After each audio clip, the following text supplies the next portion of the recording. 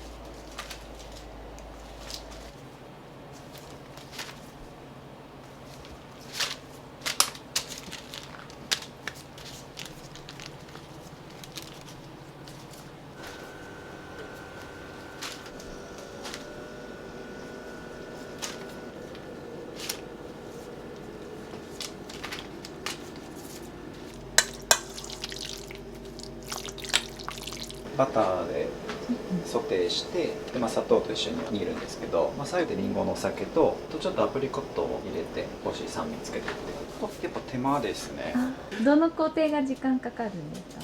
こうやって包んでいく作業はそうでもないんですけども、この後卵塗ったりとか、その後上にこう切り込みを入れたりとかっていうのがどうしても1個ずつしかできないので、効率的ではないですよね。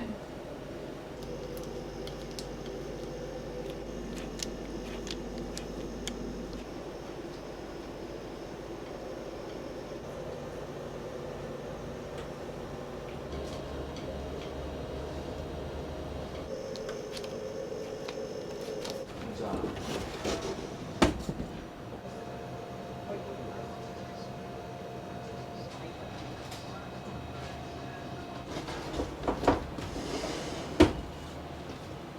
紅玉がね、すごい余ってたんですよ。どうしようかなと思って、とりあえずアップルパイでも作ってみようと思って、そしたらなんかあっという間になくなっちゃって、アップルパイないのアップルパイないのって言われるから続けることにして。普通のりんごって結構香りが甘くて甘すぎる感じになっちゃうなと思って、りんごを煮詰めただけの甘さみたいなのが個人的には好きで、いくらでも食べれちゃうみたいな、そんなのを目指してますね。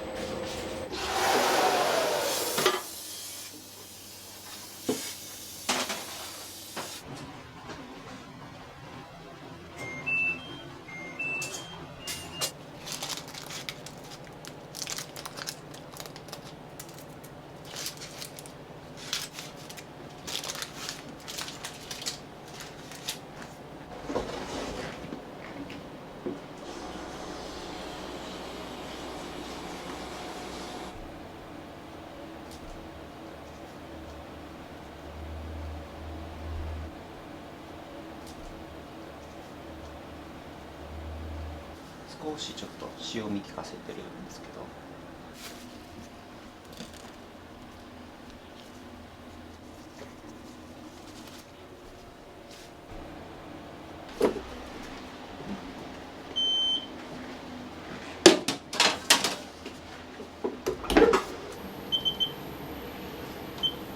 小田原来る前はインドネシアにいましたね。ジャカルタで寿司握ってたんですけど、ジャカルタでお寿司握ってました？はい、結構なんかみんなからびっくりされるんですけど、スパラだけは老眼バテも食べれない。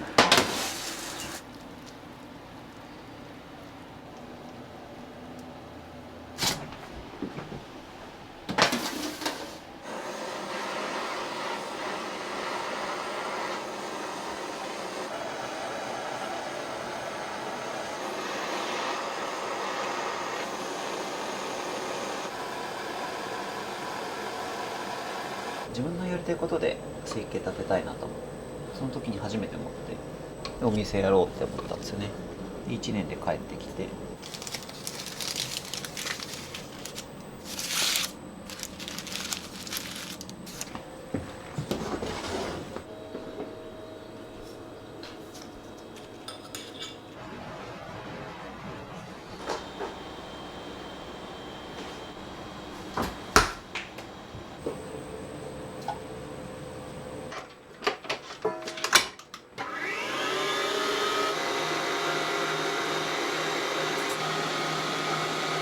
この前は結構北海道にいたりとか、四国のお遍路したりとか、結構放浪してたんですよね。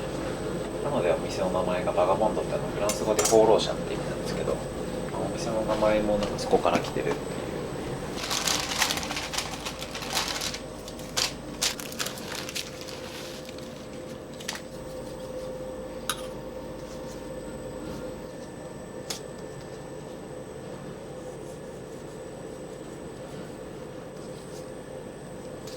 火曜日は悪かったよ。火曜日は。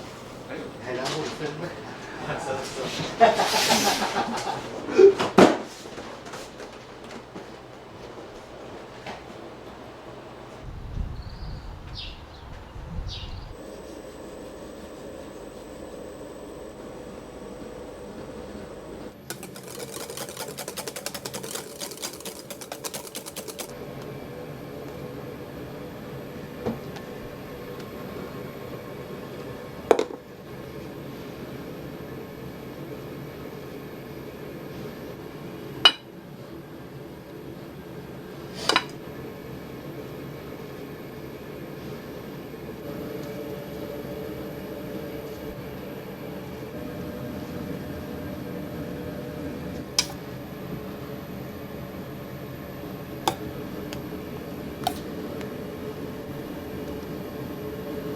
ショートケーキってみんな買うんですよね。とりあえずショートケーキみたいな、ほとんど日本の食文化みたいなもんですよね。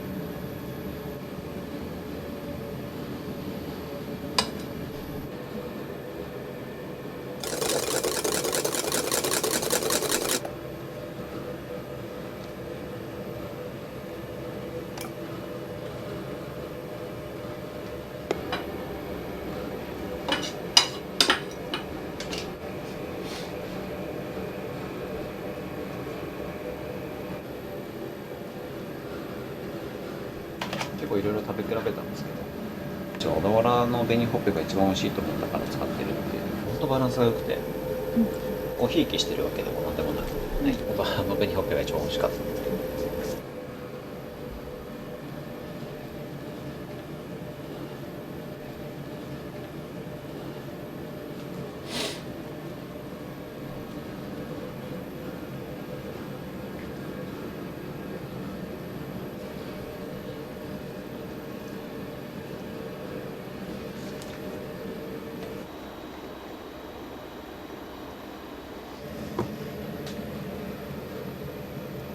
自分でこのケーキ屋をやるまで、いわゆるナッペっていう作業なんですけど、それやったことがなくて、何回も塗り直しして慣れるのが大変でした。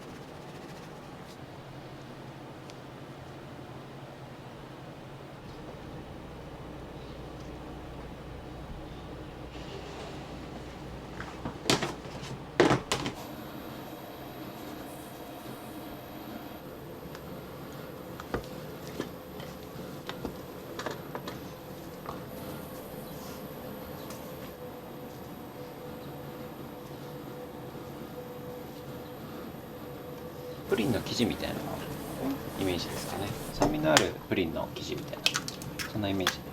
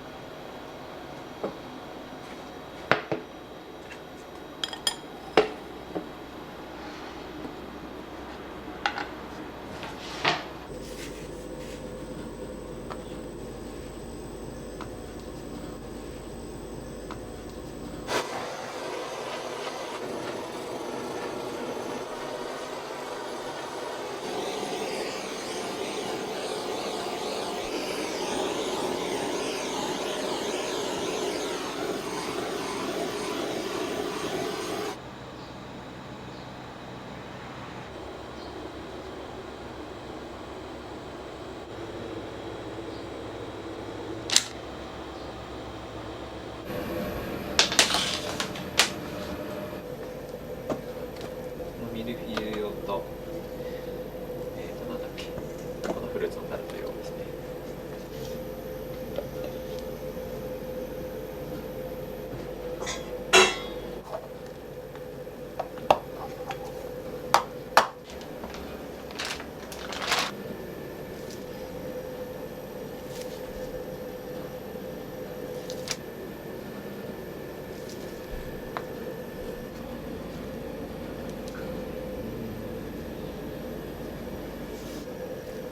いろいろね、盛り方こう毎日変えたりしてたんですけど、最近結構これが気に入ってるんで。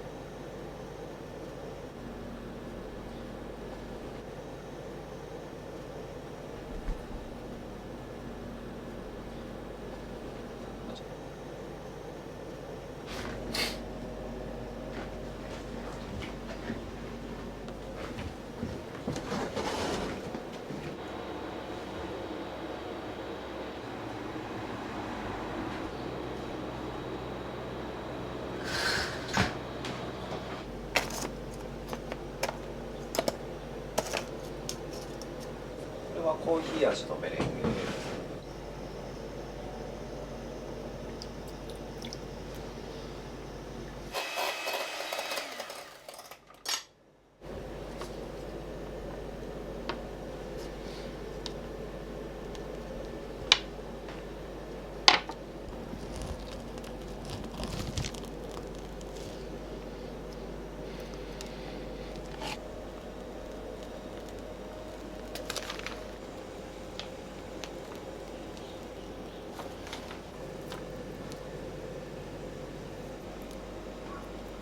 お客さんからもよくこれは何なんですか、食べたらみんなハマるんですよね。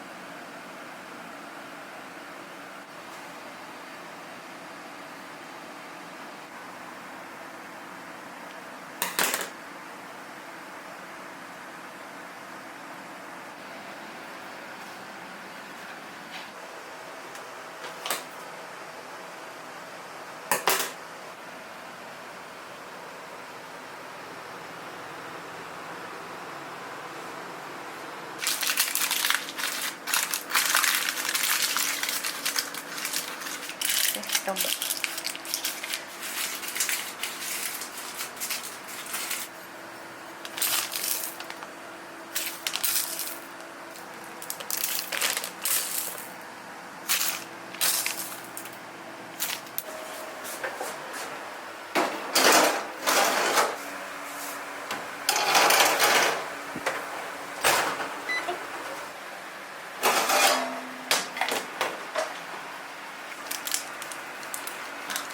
いい感じです。おかしなくて。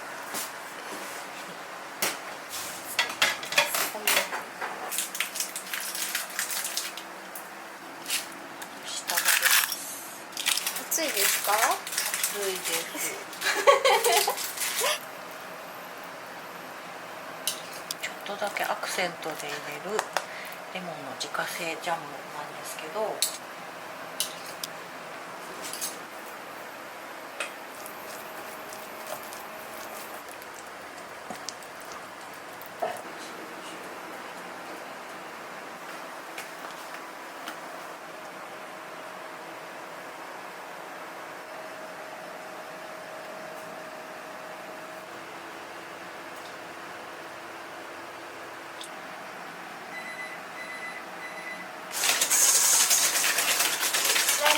グラニューです。ちょっと製菓用の線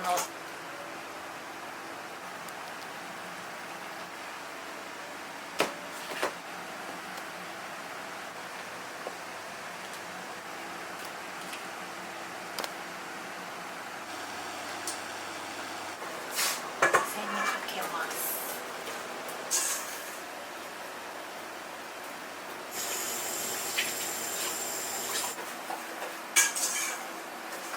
バターが溶けて全体が一つになるように。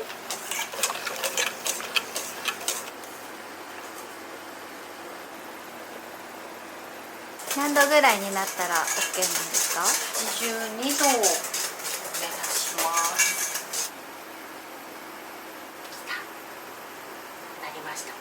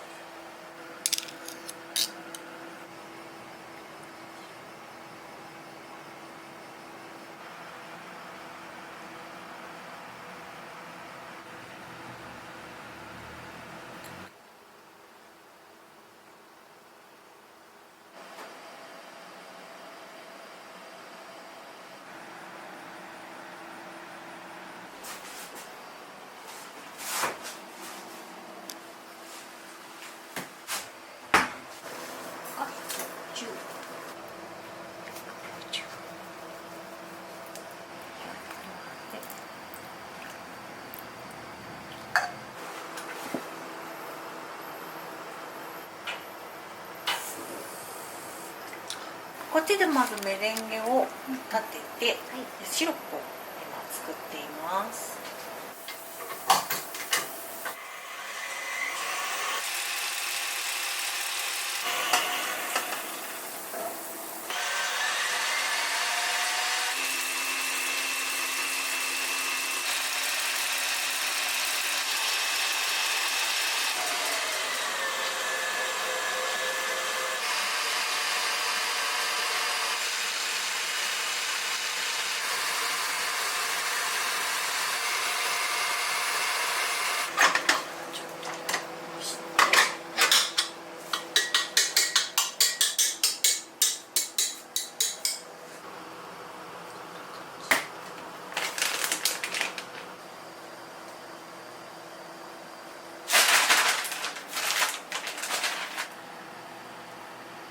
感じに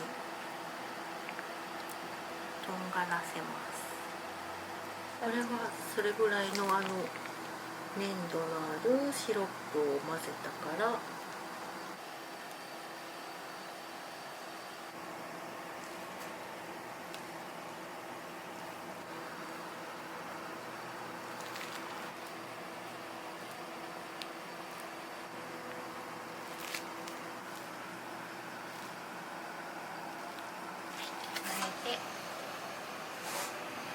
んか生きてるみたいね。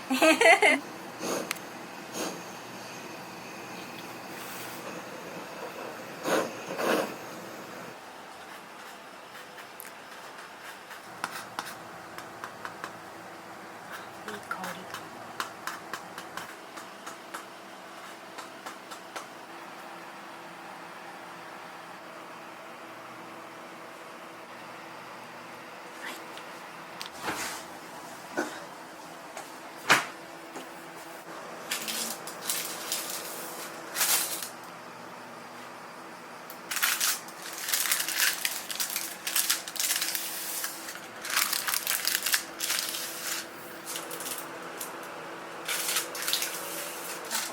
可愛い子たちって感じですね。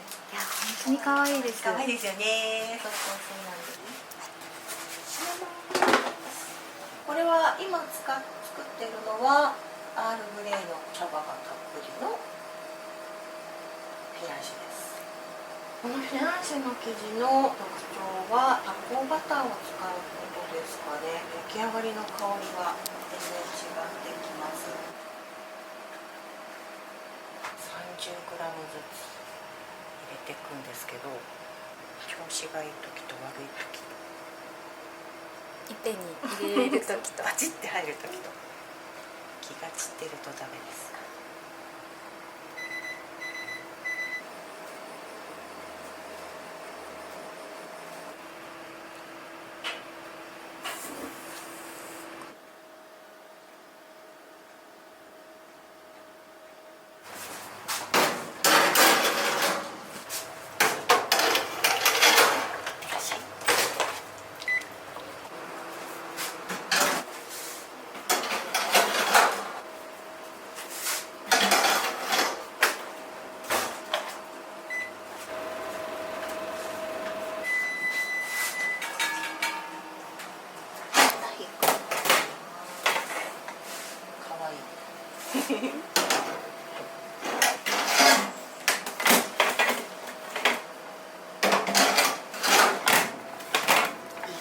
です。いい感じで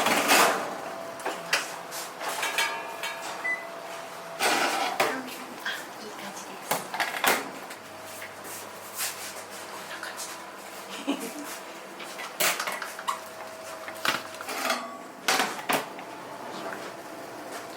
可愛い子たちなんですね。フィナンシェの形って本当は金の延べ棒の型が四角い。そう、この形がすごい気に入ってて。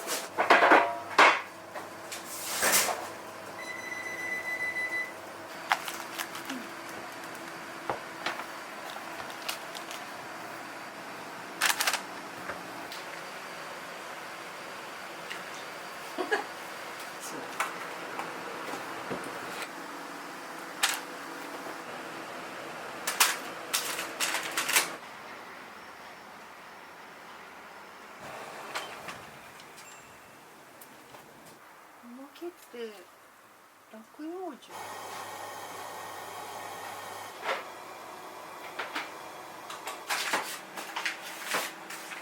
発酵バターです。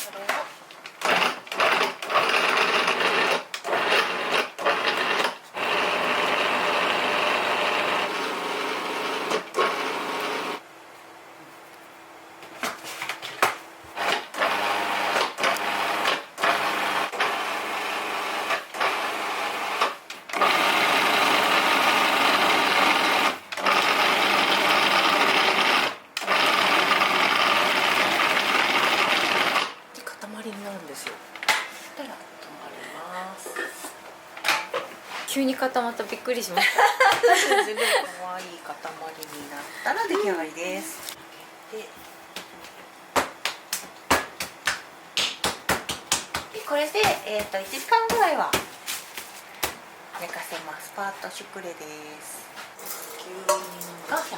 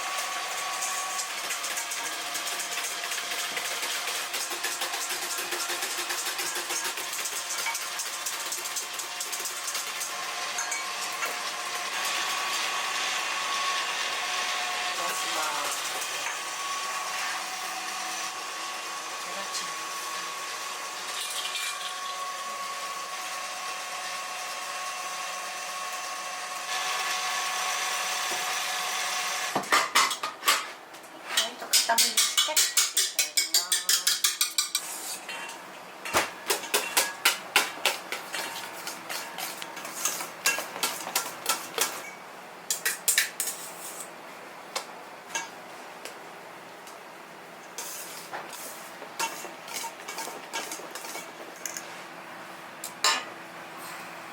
タルトの下に入っているカスタードのムースです。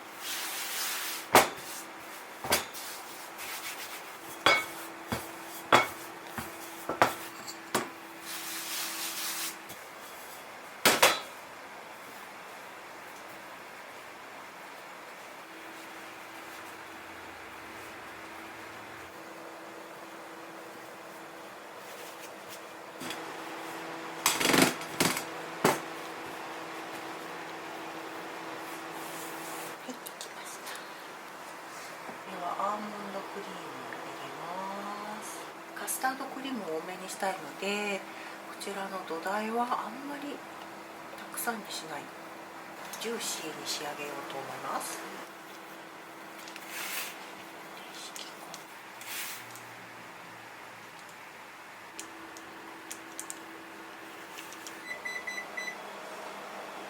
黙々と作ってるのが今は楽しいですね。うまくやれるかな。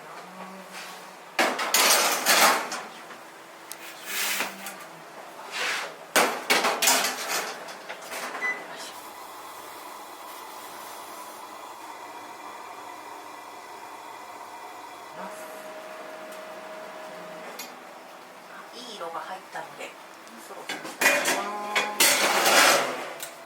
OK。冷ましますね。接触。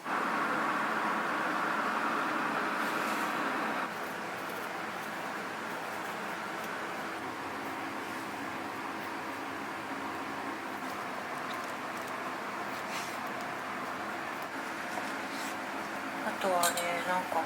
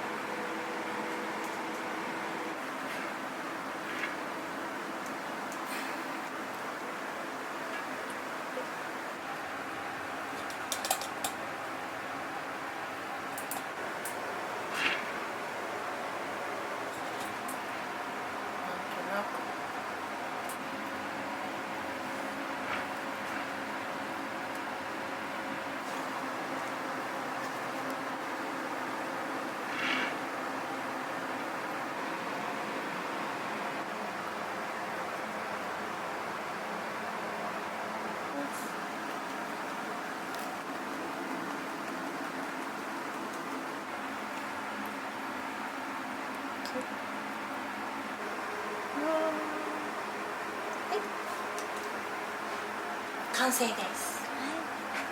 ありがとうございます。これあげるから持って帰って。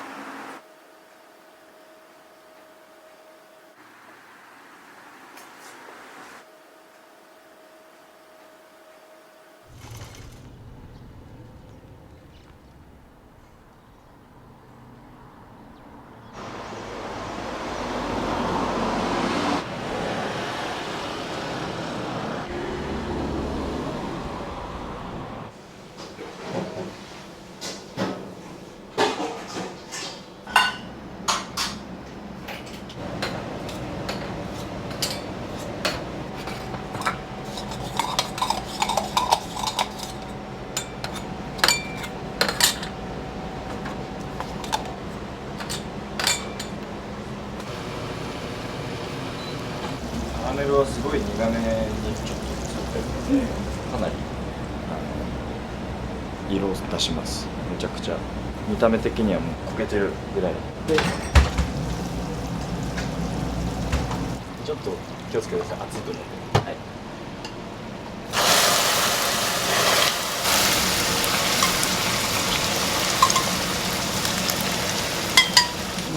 い、でこれでも色止めされるんで。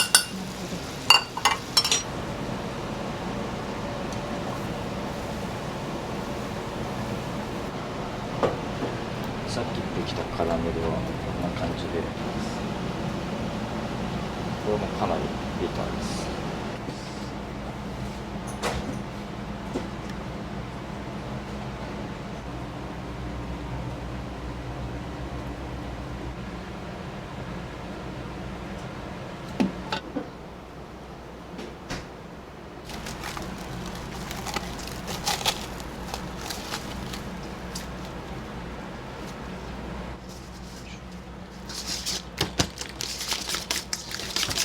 砂糖入れます。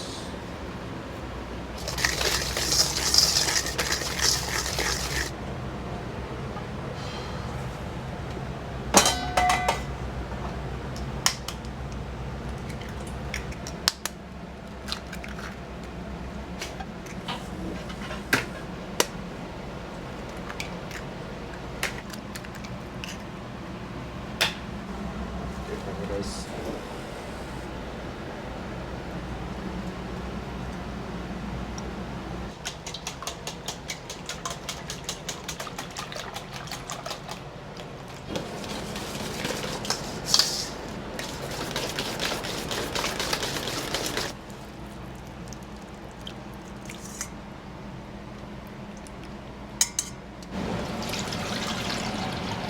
カラメルを作った鍋でやることで結構こうカラメルがやっぱ付着してる残ってるんで、生地にもちょっとそのカラメルの風味みたいなのが入ってくるんで、うちはこうしてます。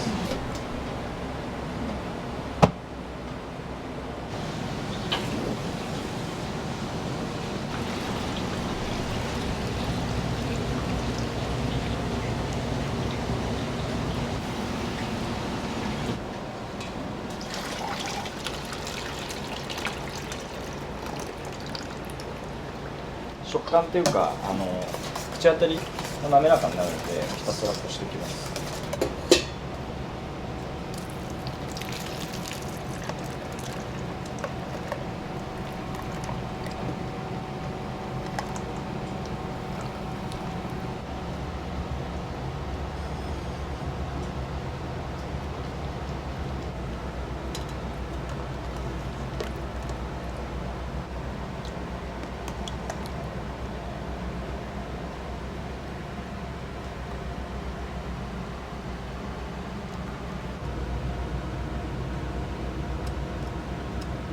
プリン自体は甘さを感じやすいタイプになってるんで、カラメルをすごい苦くすることでそのバランスをうまく表現して最後まで飽きない仕上がりになってます。クリームチーズが入ってるんで、クリームチーズ入れると結構コクがあって、こう食べてるとだんだんクリーミーな感じになって、食感も固めに仕上げてるんですけど、クリームチーズが入ることで結構ムチっとした食感になって。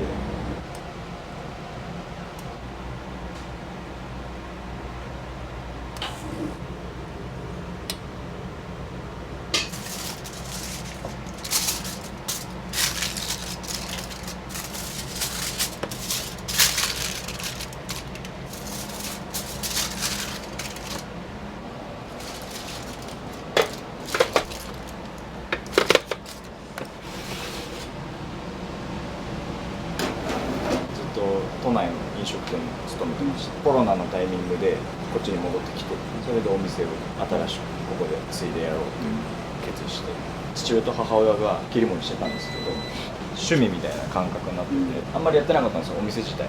もう週に 2,3 日ぐらいしかやってなくて、僕も専門学校出たきっかけがもともと継ぐ予定でいたんで、いつかは戻ろうって思ってたんですよ。ちゃんと戻ってちょっとここを継ぎたいっていうふうにもう2人にも言ってて、コロナが来て3年ぐらい早かったんですけど、もうなんかきっかけはここしかないなっていうのがあったんで。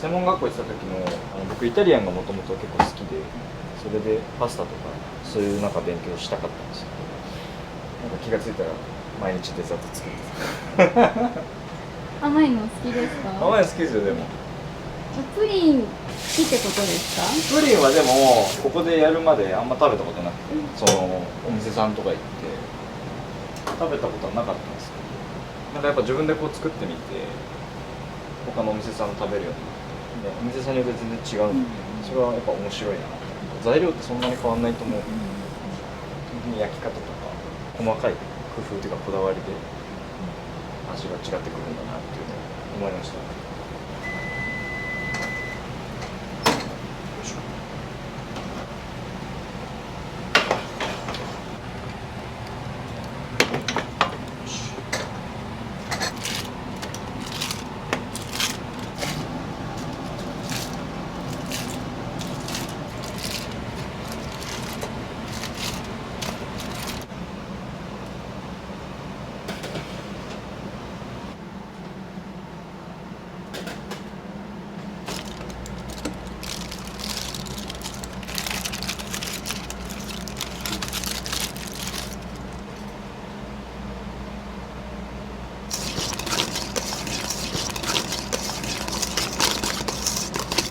トを入れます。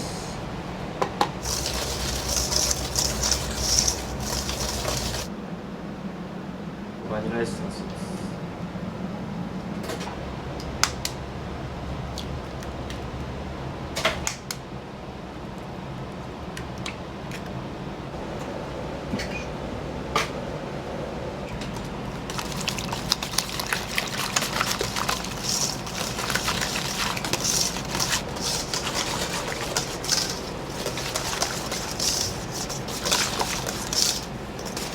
レシピはじゃあ、はいお父さんから教わったんですか？そうです。もう全部教わって、今焼き菓子とかもうち出してるんですけど、そういうのも全部引き継いで、今全部自分で一人で作ってます。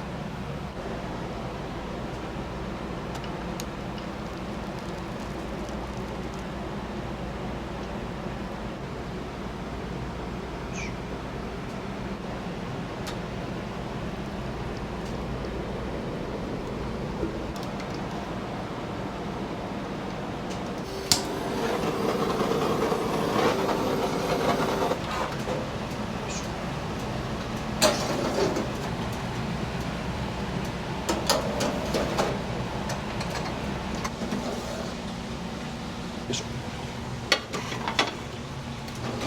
っぱ結構オーブンで癖があるんで、そのお店さんのオーブンによって違うんですけど、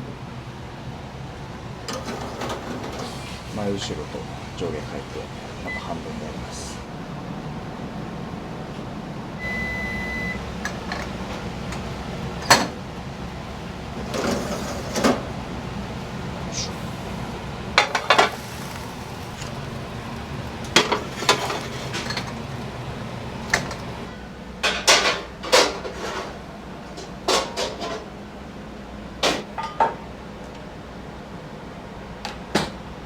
わかると思うんですけど。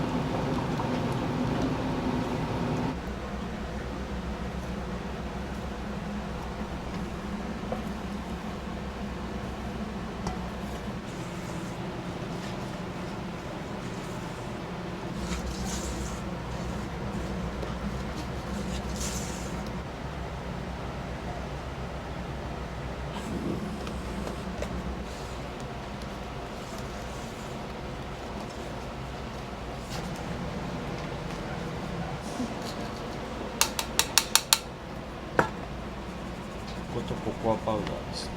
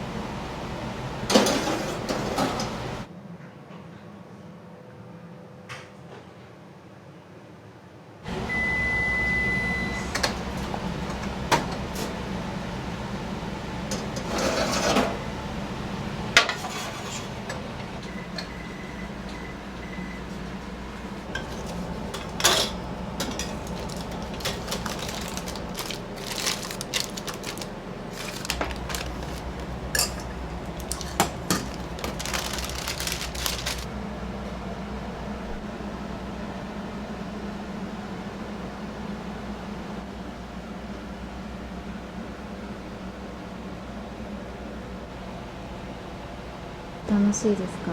楽しいですよ。辛い時もありますか？辛い、でも独立してからはあんまり辛いって思ったことはないですね。会社勤めだった時はどうしてもやらされてる感みたいなのが強かったので、同じ飲食業なのにやってることは今と変わらないんだけど、やっぱり自分でやるのと会社にいた時って本当はね同じモチベーションで両方やれたらいいんですけど、やっぱそこは結構違ってくるのかなっていうのはありますね。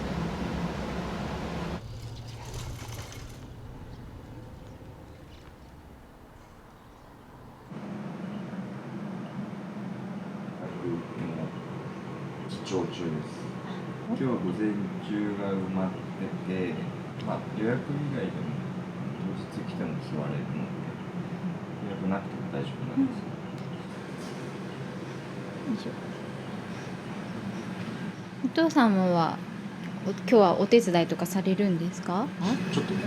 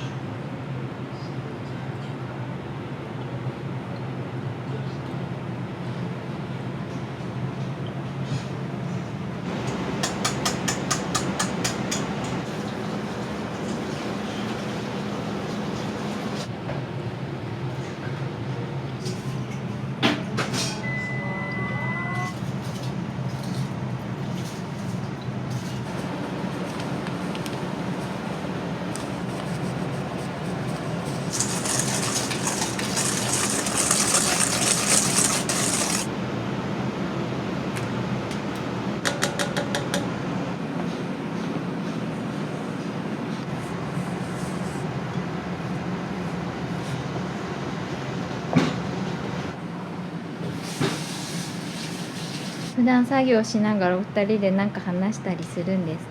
あんま話さないです集中してるから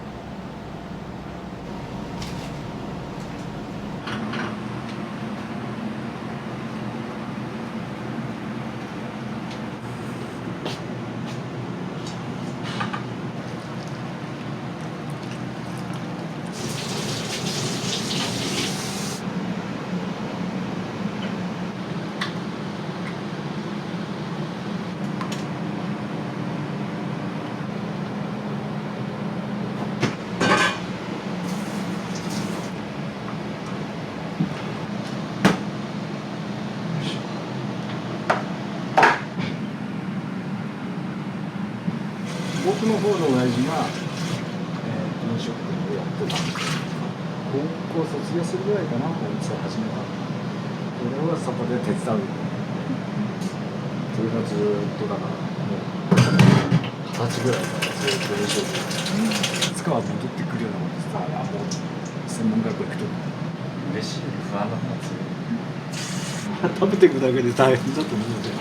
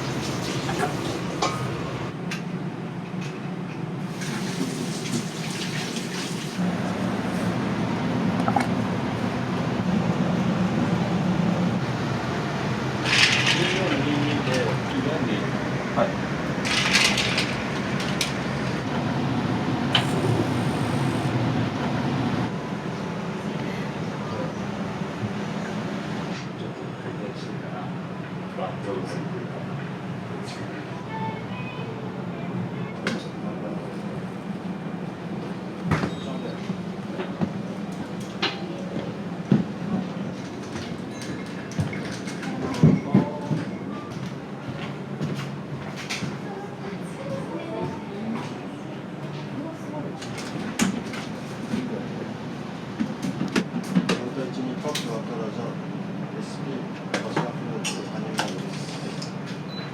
いいね、美味しいですね。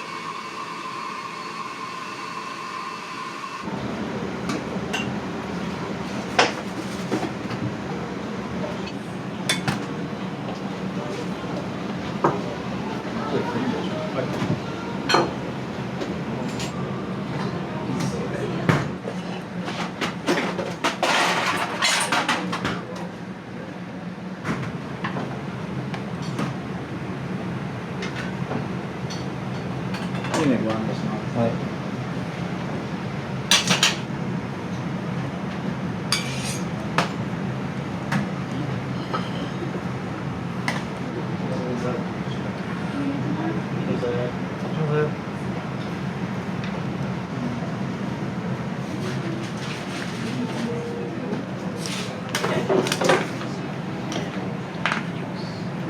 それパッションね。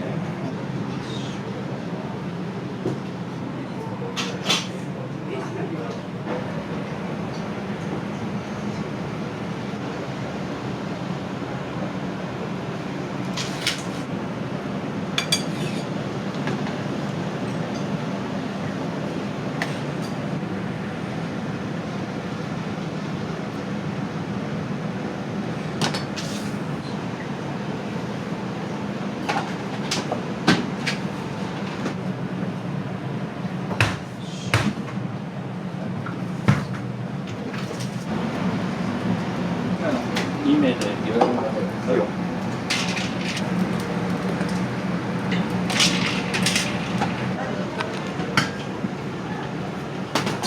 すいません。すいません。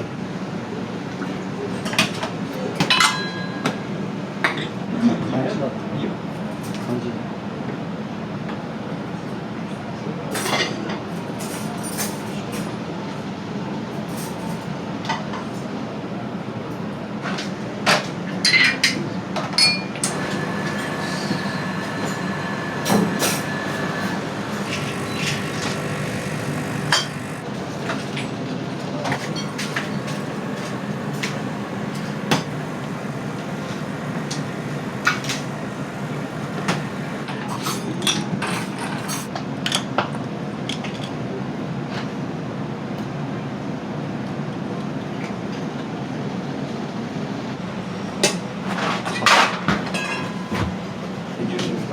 SP2 つ、パッションフルーツアンニマン。やってはいたんですけど、あんまりメインどこにはしてなくて、それでもプリン出してたらお客さんすごい注文してくれるなっていうのが自分の中で感じて、あ、じゃあこれなんかもっと美味しいものにできたらお客さんもっと喜んでくれるんじゃないかなっていうのがあって、ちょっとレシピを変えたりして、そういう見た目とかもなんかいろいろ工夫しだしたのがきっかけですね。自分が食べたいとか出したいっていうものももちろんそうですけど、お客さんがこう食べたそうな求めてるようなものとかを自分の中でこううまく自分がやりたいように表現してこう出したらいいなっていうのが、プリンだったっていう感じですね。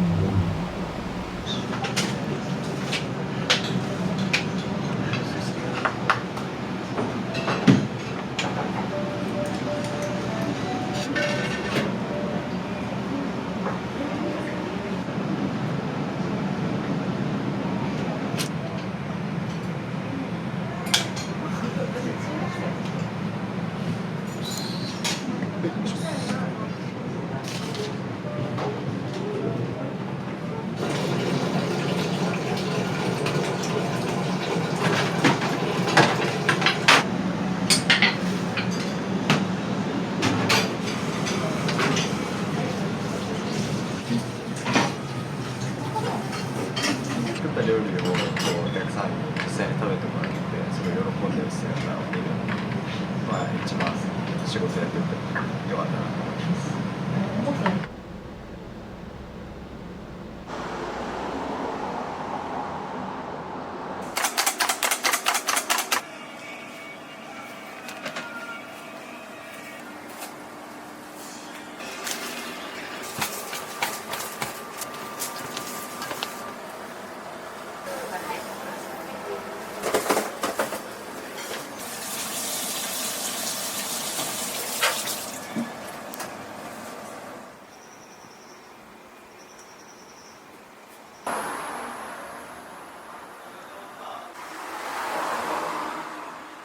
これがキッシュですね。お昼でキッシュのプレートを提供したりとか単品で販売もしてるので、かぼちゃとベーコンのキッシュ。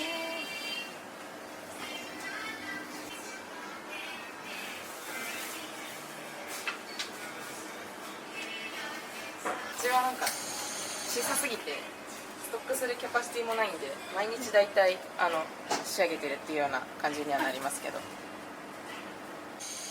ちゃい小さいけどそのお客さんは割で近所の方が来てくれるので、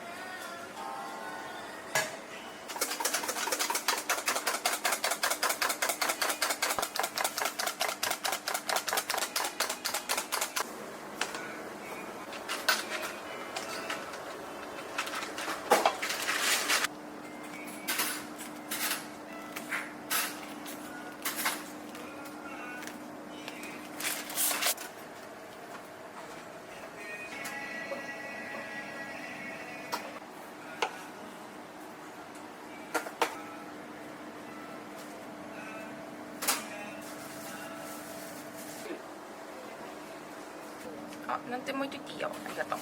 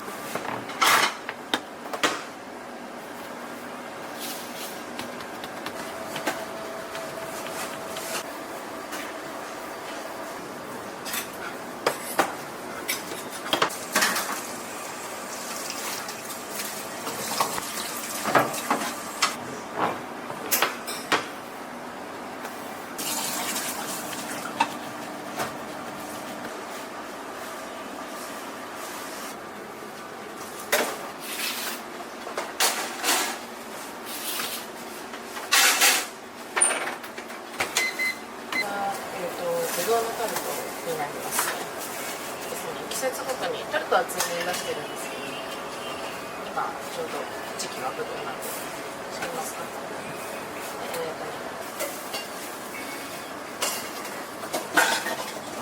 サワークリームと生クリーム、カスタードを合わせた特製クリームです。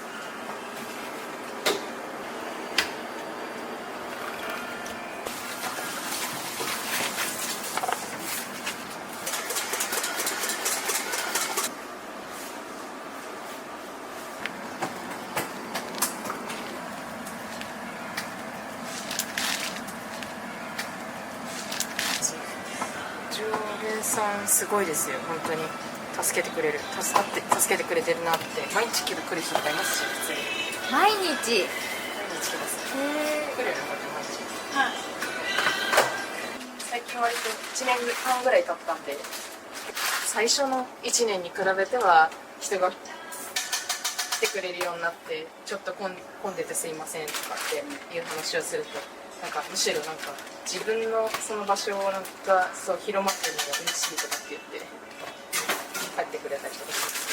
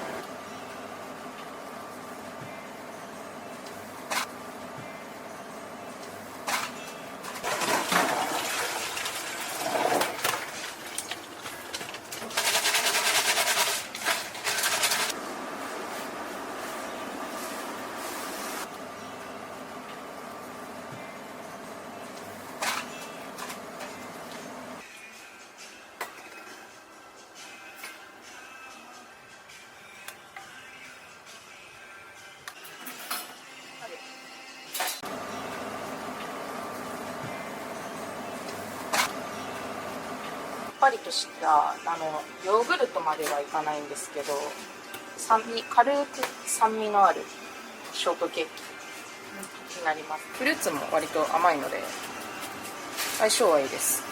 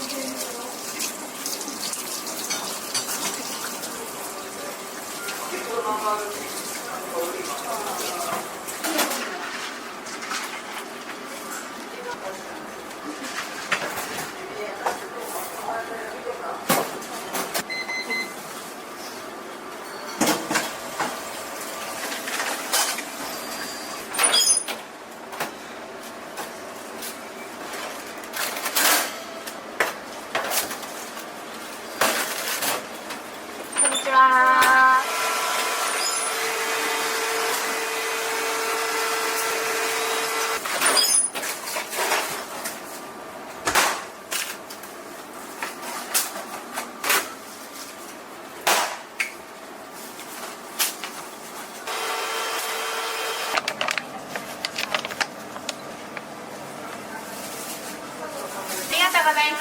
またお待ちしております。お気をつけて。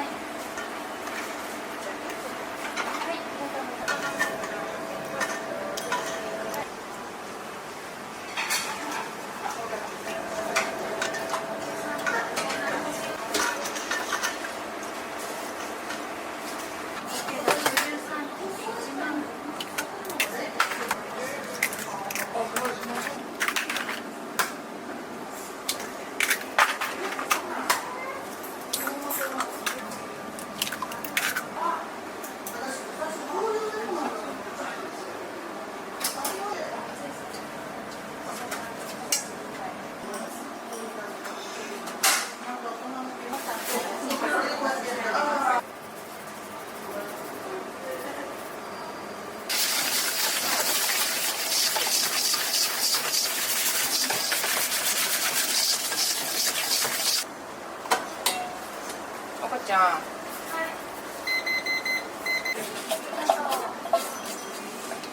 しこまりました。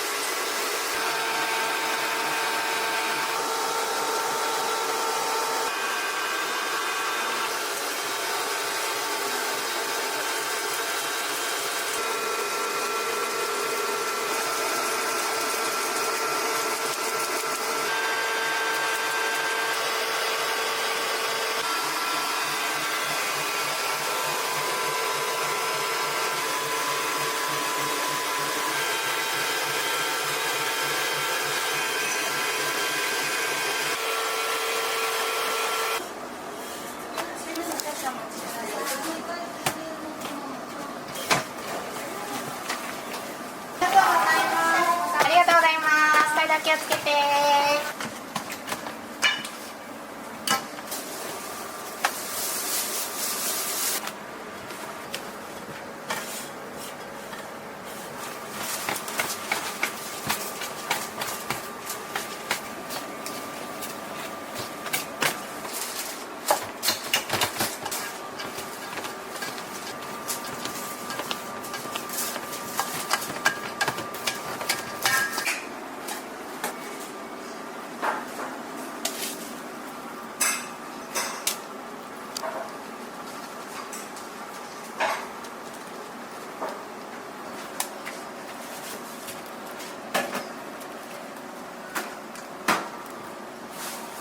店内ご利用ですか？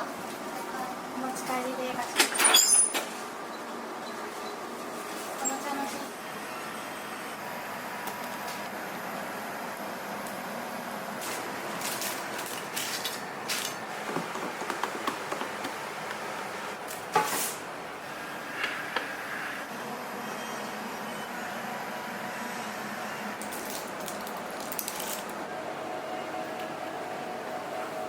ありがとうございます。どうも。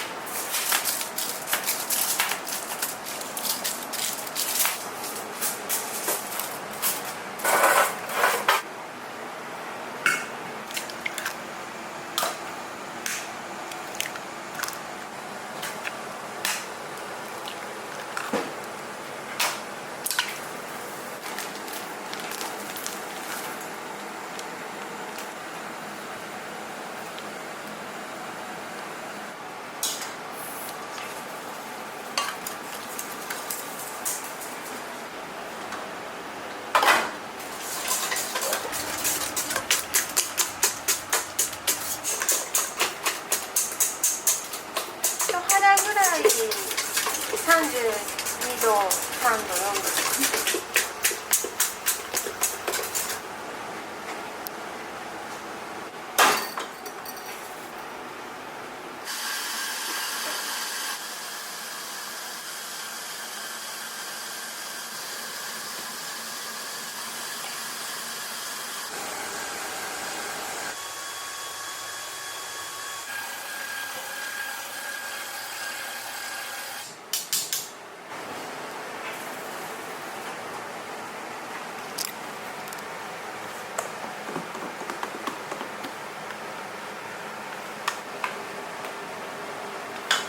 そうですね。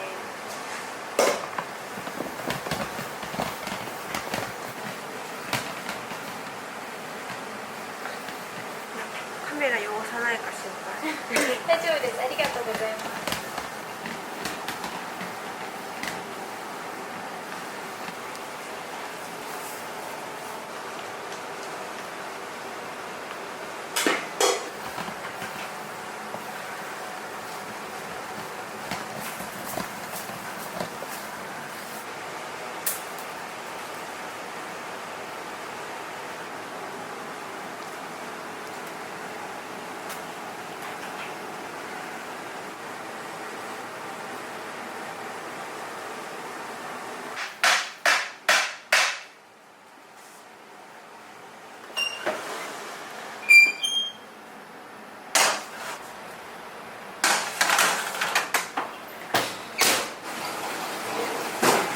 お休みの日とかってどうされてるんですか？私はもう体のメンテナンスでも終わっちゃいます。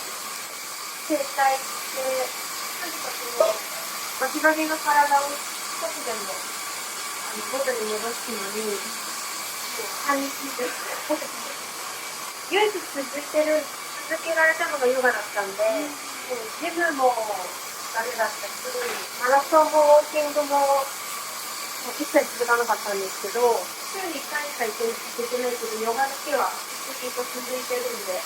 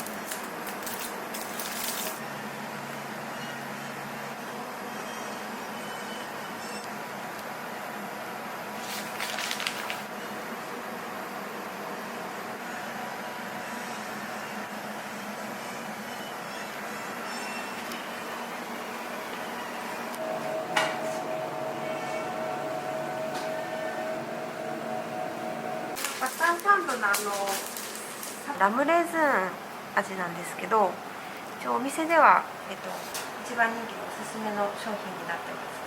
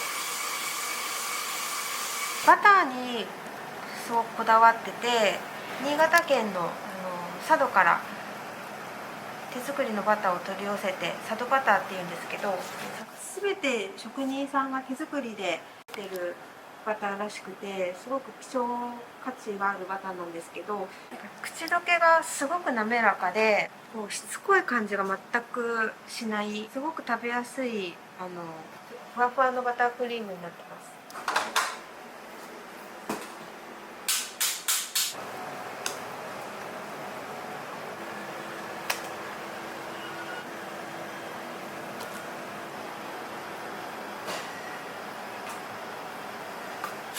すごいラムレーズンの香りが。そうですね。結構ラムをたっぷりラム酒結構たっぷり使用してるので。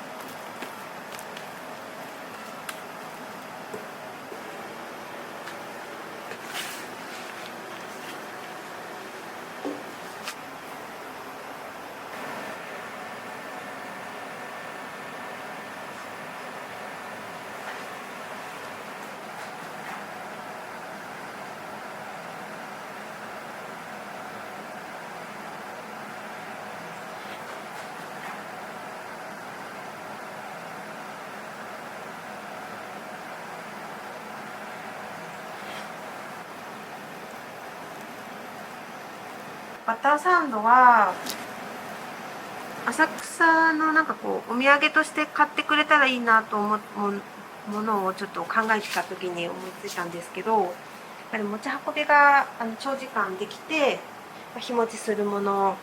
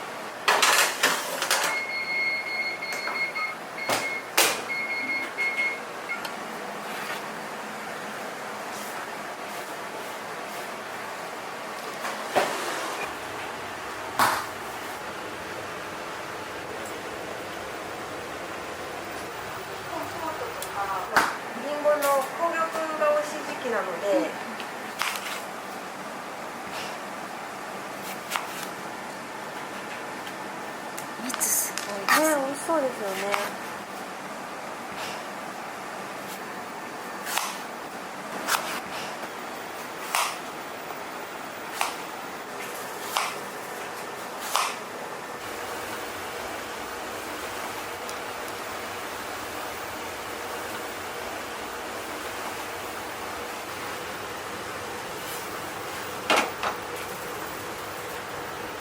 家がこのお店やってたんで、ちょっとバイトを出たんですけど、ケーキ作ったら結構楽しくて。菓子作りはいもともと好きだったんですいや、全然やったことなかった。やるようになってからちょっと学校にも行き始めたりとか、順番がちょっと順序が逆ではあったんですけど、働きながら行くっていう感じでしたね。週に1回とか。はい。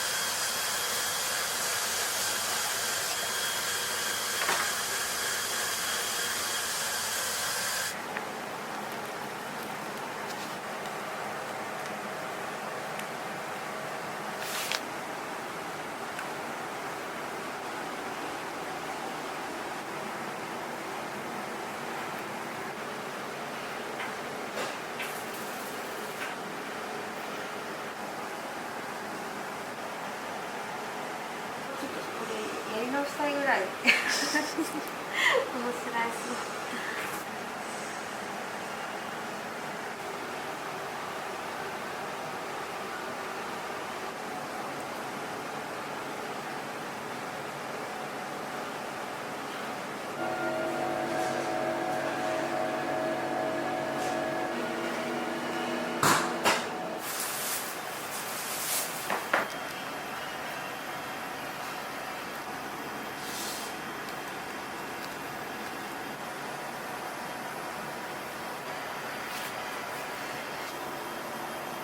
季節によって変わるんですか？そうですね。特に特に割と好き。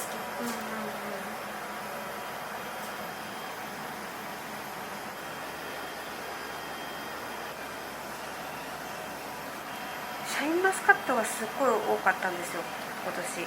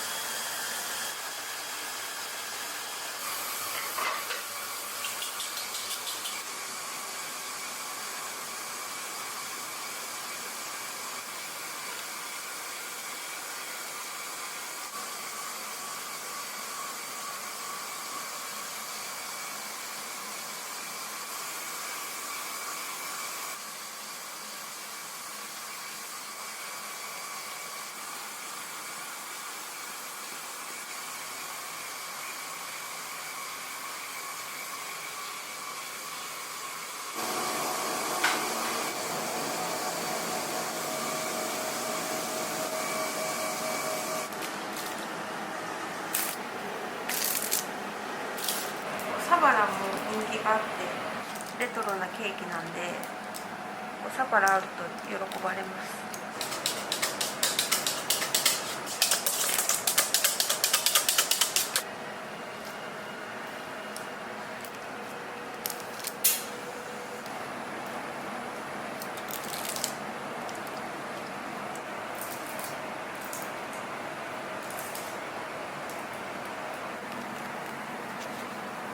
数年前に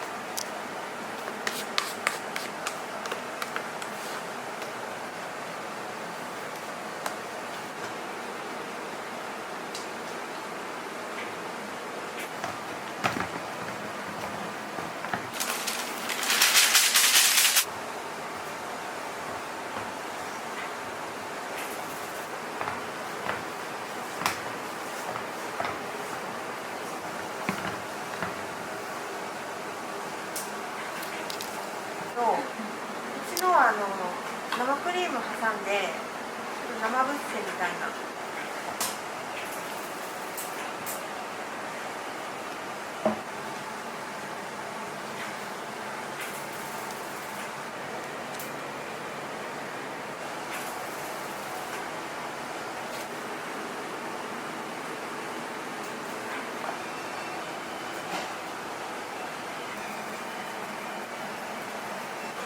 入れちゃいます。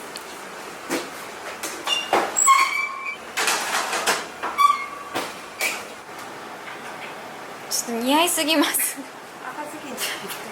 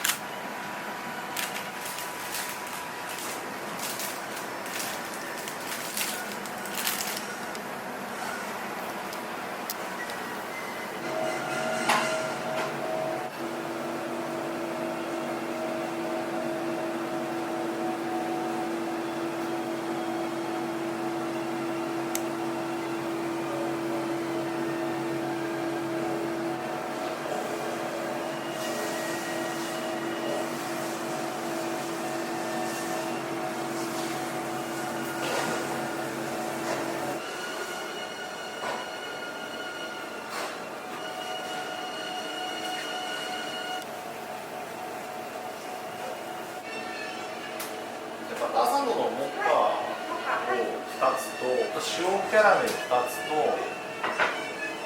あとマンゴーもらっていいですか？マンゴー2個あとベイクドチーズケーキを、2つお願いします。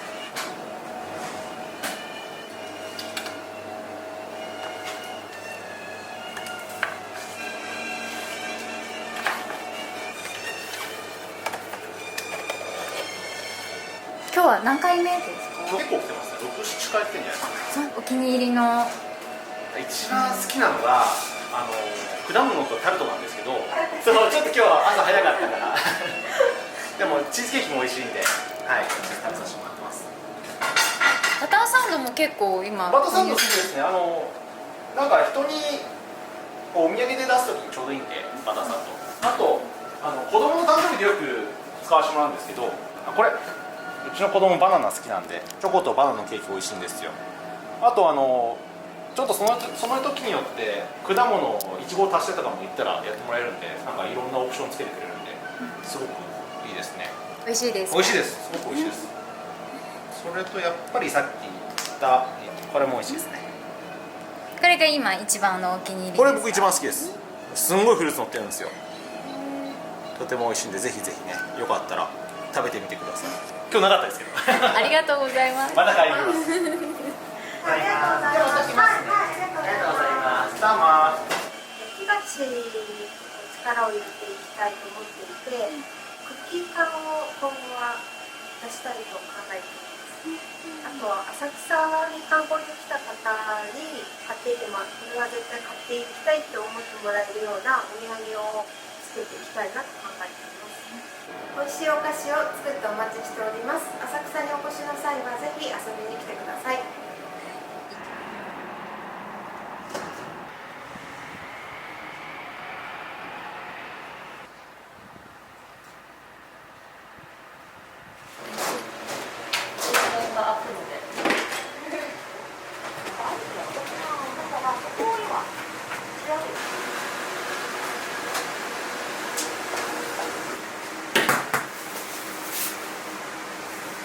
このままのケーキ出してくれませんか？まだですかっていうのが多かったので、ご要望にお答えして作り始めました。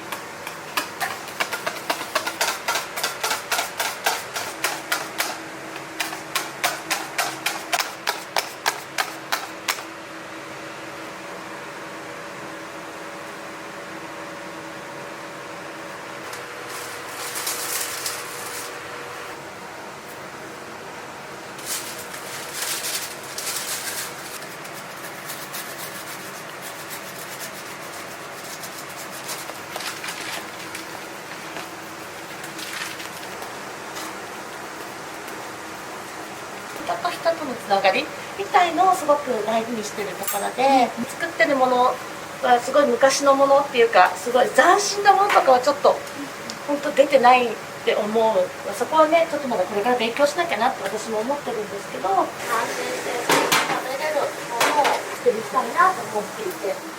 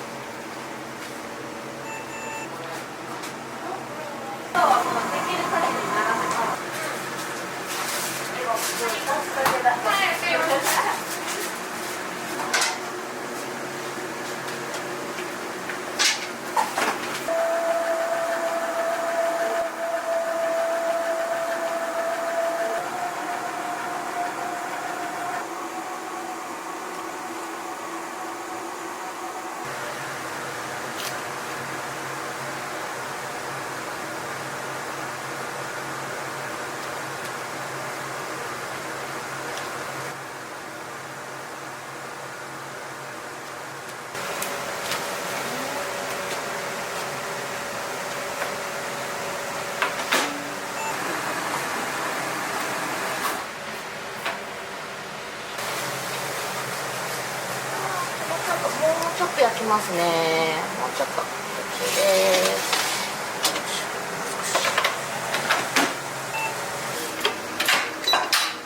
こちらシュークリームをご注文いただいてからクリームを入れるので、このカスタードでもあります。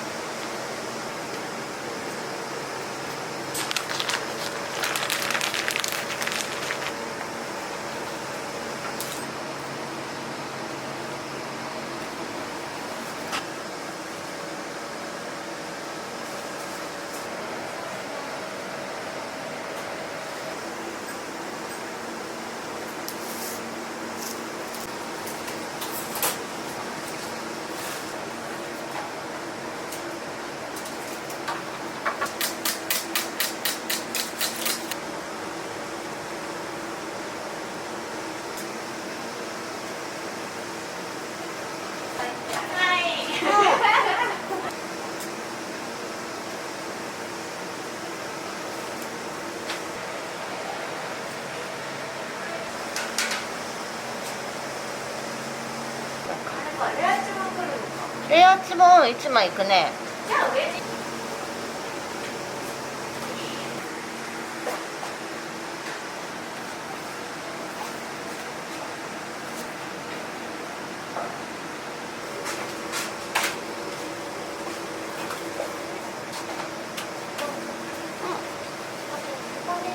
そうだね、もうね。このままで。そうです。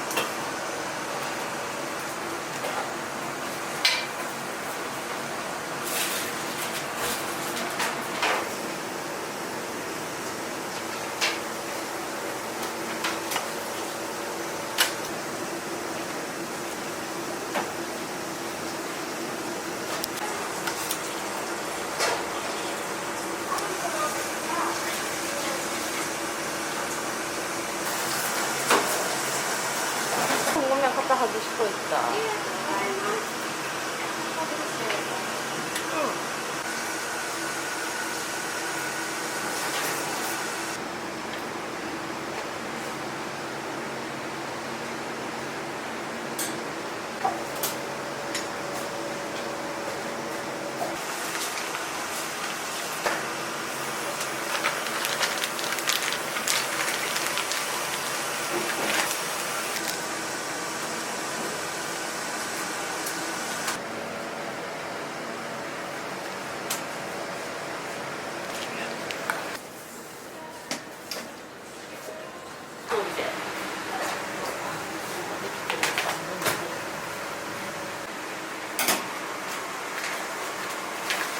私一人が作る側が発信というよりかは、あんなの食べたい、こんなの食べたいっていうと作ってみたりとか、デザインもなんかこう、ああじゃないこうじゃないって言いながら、こうが可愛い、ああが可愛いっていう。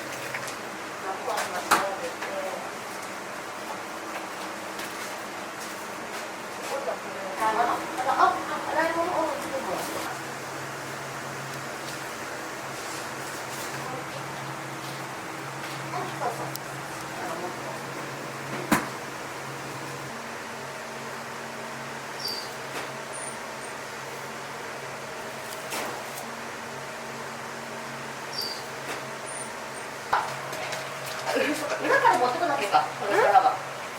干してあるのね。はい、そこから持ってこなきゃ。私、ここにあるの使っちゃいます。あ、いいよいいよ。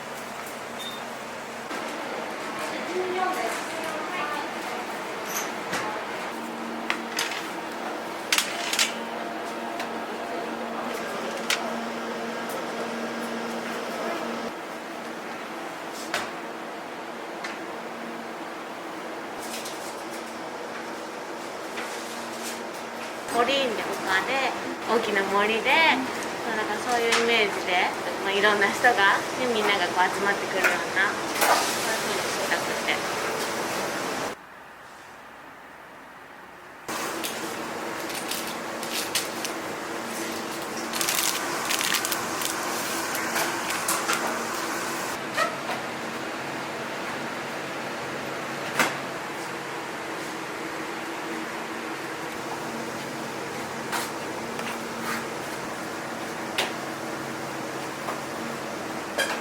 さあ、エリカさんさ、昨日教えた1台いちごのタルトやってくれるかな？うん。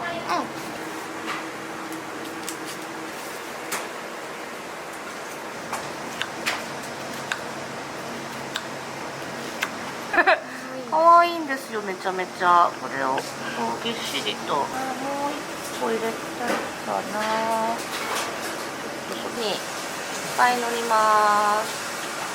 なるべくいっぱい乗せます。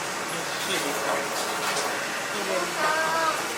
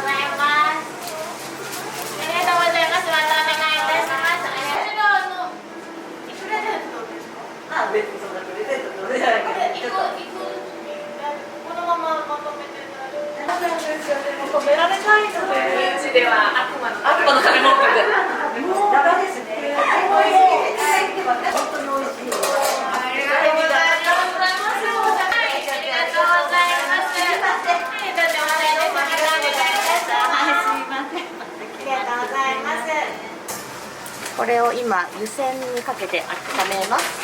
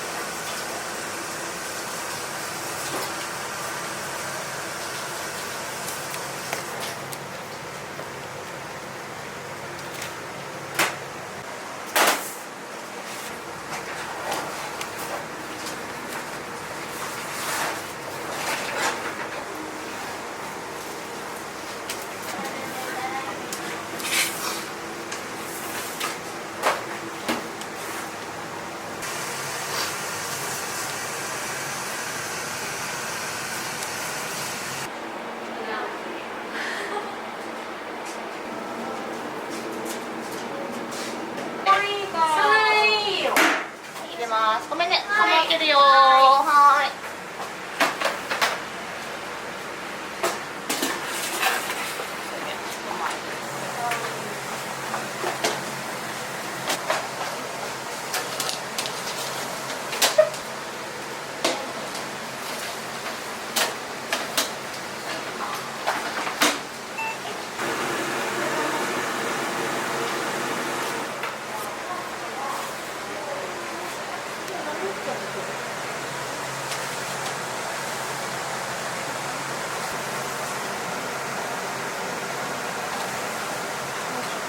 それ今何の確認だったんですか？今焼けてるかどうかです。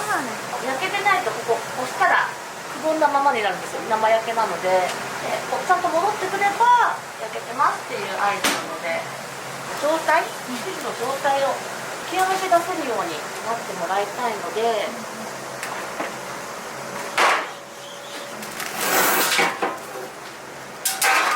すね。これがでも一番綺麗、表面が。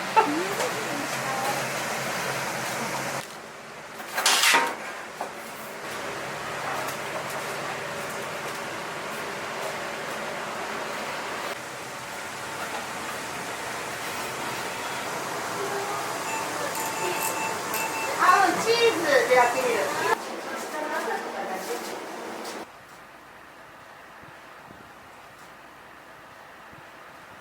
皆様の日常や特別な日の1ページに残るような優しい時間をラコリーのお菓子とともに過ごせていただけたらなと思います。